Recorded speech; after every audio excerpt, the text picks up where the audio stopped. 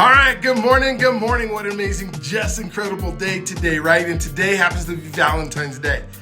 And I was looking for a word that signified the day when you're a professor. Even though I'm a special ed professor, I try to make things relevant to the time. Now, you may be watching this on a day that's not Valentine's Day, but you can remember this is a word you should have used, why it was Valentine's Day, and if you didn't, something was going on with you thinking. So it's lovelicious.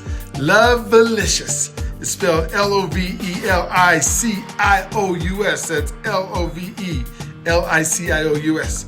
We are spending time being lovelicious with each other, which means that what they're saying is delightful.